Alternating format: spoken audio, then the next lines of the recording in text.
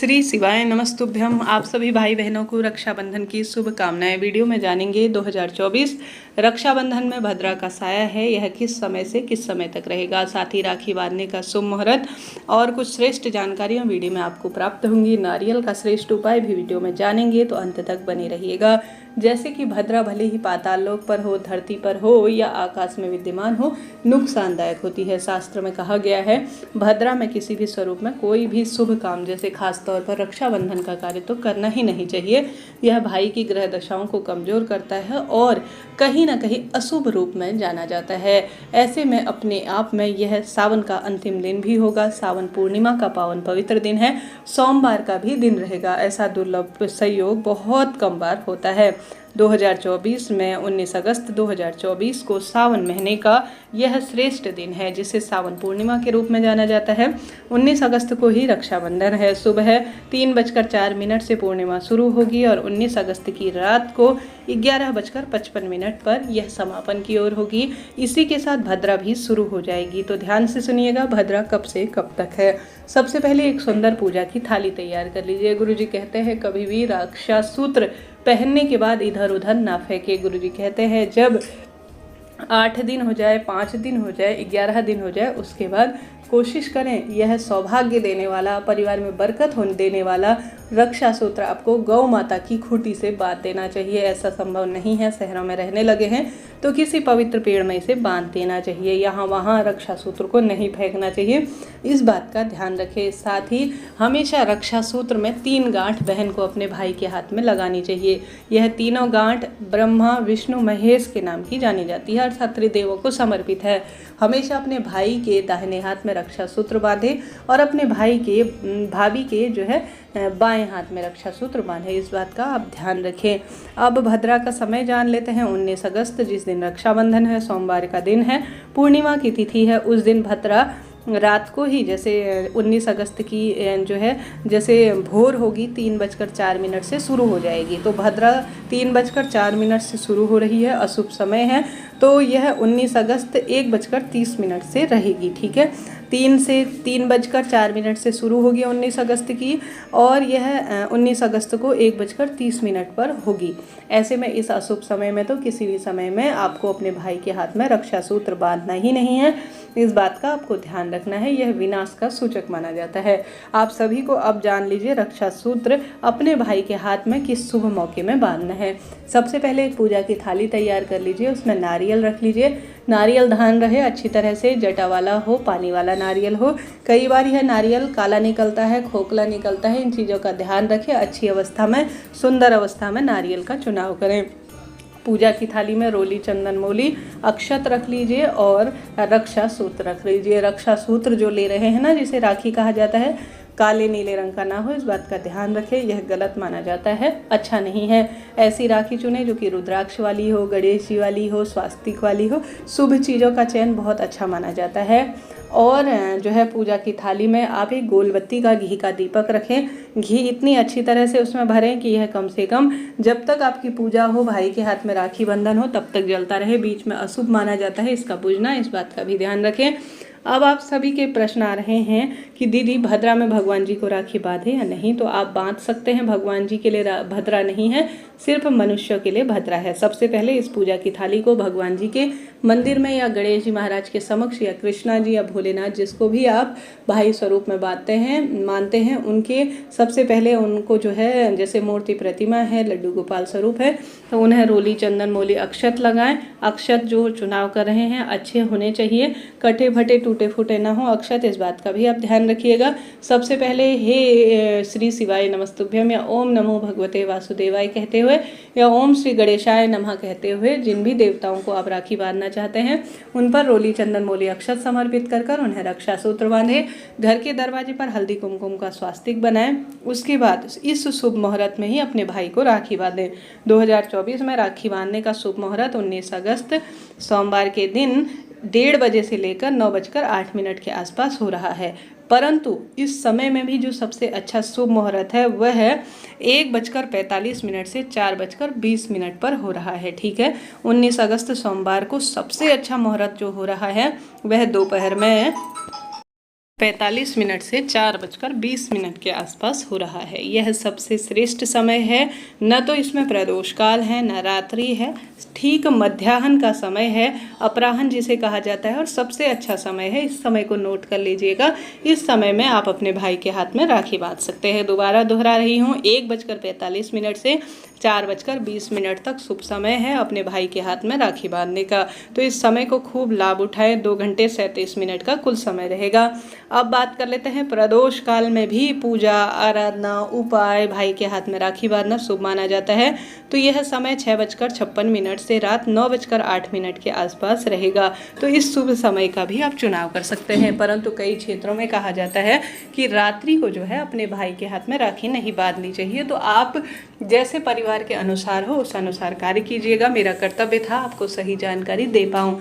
अब आपको किन चीज़ों का ध्यान रखना है, इन चीज़ों का ध्यान रखें। सबसे पहले अपने भाई का मुख आपको किसी भी स्वरूप में और अपना मुख किसी भी स्वरूप में दक्षिण दिशा की ओर नहीं रखना है। इस बात का ध्यान रखना है।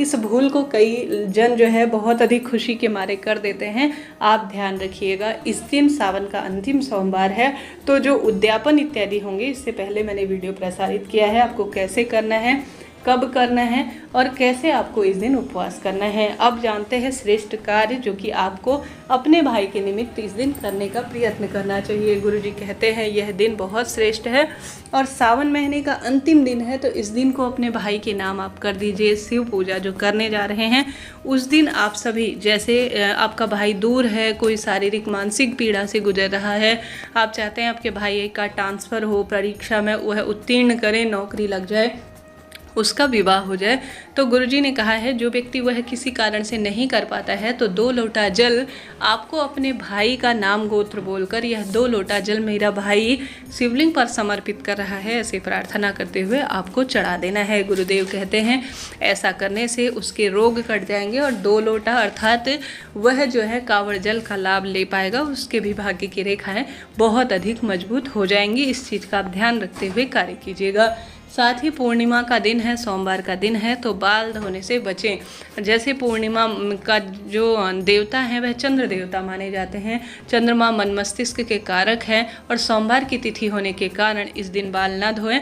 आप सभी रविवार के दिन बाल धो लीजिएगा। इस बात का ध्यान रखें, जैसे कि इसका प्रभाव तन, मन और नवग्रहों की दशा पर भी पड़ता है। इस चीज़ का आप ध्यान रखिएगा। इस दिन बाल धोने से बचें।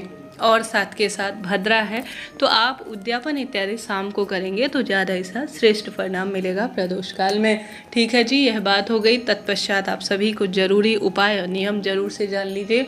जैसे कि यह दिन बहुत श्रेष्ठ दिन है। इस दिन आप अपने परिवार की समृद्धि के लिए, सुख शांति के लिए शिवलिंग का सुंदर श्रृंगार करें। ज़्यादा से ज़्यादा सफ़ेद फूलों से शिव का श्रृंगार करें। सफ़ेद वस्तु पूर्णिमा से संबंध रखती है, सोमवार के से संबंध रखती है, तो 108 चावल के दाने आप शिवलिंग पर चढ़ा सकते हैं, 108 बेलपत्र चढ़ा सकते हैं अंतिम दिन में। साथ के साथ आप सफ़ेद फूल चढ़ा सकती हैं। श्री शिवाय नमस्तुभ्यम महामंत्र का जाप करते हुए।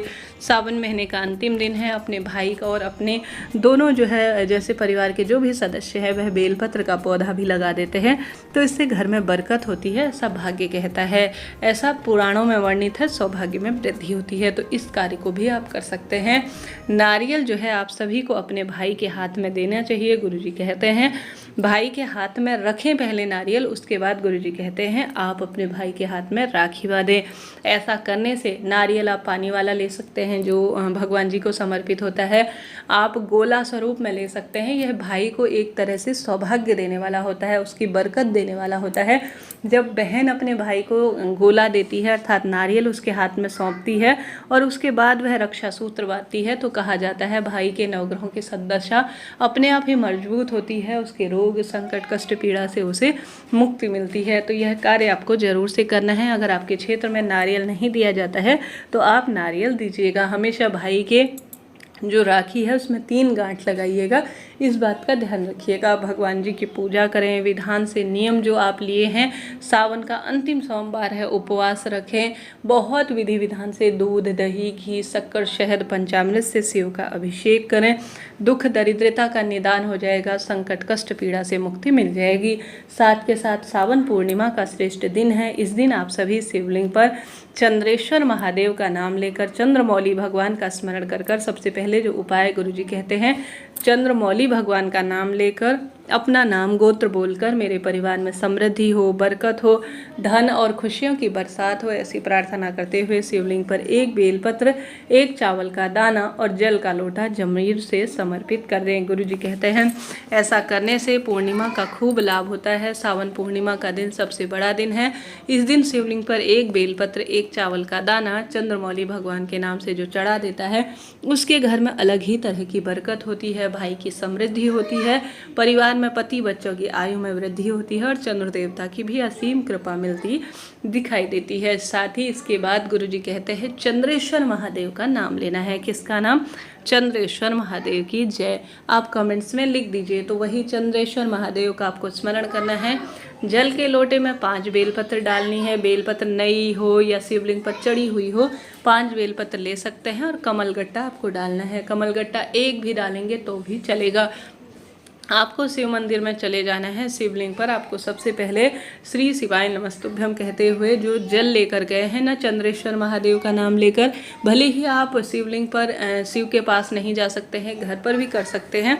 मेरे घर में धन लक्ष्मी का स्थिर वास हो, बरकत हो, खुशियाँ आए, ऐसी प्रार्थना करते हुए आप सभी को शिवलिंग पर जो चंद्रेश्वर महादेव का स्मरण कर कर कमलगट्टा और 5 बेलपत्र लेकर गए हैं, वह जल का लोटा समर्पित कर देना है।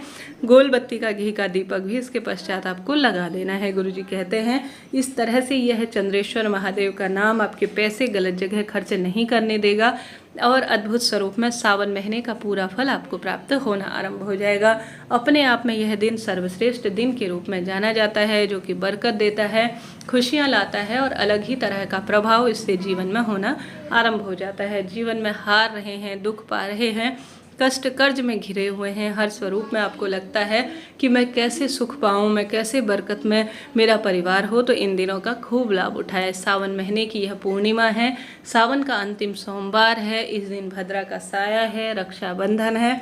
इतने सारे शुभ और अशुभ संयोग हो रहे हैं जिनकी वर्णन कल्पना कर पाना मुश्किल है। तो यह 2 उपाय करें। शाम को चंद्र देवता जब उदित हो, जल के लोटे में थोड़ा दूध, चावल के दाने और सफ़ेद फूल डालकर ओम श्री चंद्र देवाय नमो नमः कहते हुए विशेष तौर पर आप चंद्र देवता को अर्घ्य दें। साथ ही पूर्णिमा के दिन ऐसी मान्यता है, जो पीपल देवता होते हैं उनमें सभी देवी देवताओं का वास होता है। चंद्रमा 16 कलाओं से परिपूर्ण होते हैं, तो आप सभी को इस दिन पीपल वृक्ष की जड़ में भी आवश्यक रूप से थोड़ा सा कच्चा दूध समर्पित करना चाहिए। घी का दीपक पीपल वृक्ष की जड़ में भी लगाने का प्रयत्न करना चाहिए। परिवार में समृद्धि होगी, बरकत होगी और खुशियों का आगमन होना आरंभ हो जाएगा। तो सावन महीने का खूब लाभ उठाते हुए यह कार्य जरूर से करें। यह बहुत अच्छा दिन माना जाता है, श्रेष्ठ दिन की श्रेणी में इसे कहा जाता है। इसके बाद भादों का महीना लग जाएगा, तो ऐसे दुर्लभ सहयोग को आपको छोड़ना नहीं है। बरकत के सभी कार्य आपको इन दिनों में कर लेने हैं और जीवन में अपने आप ही आपको परम सुख मिलना आरंभ हो जाएगा। इस तरह से जानकारी थी। कोई भी प्रश्न हो कमेंट्स में लिख दीजिएगा।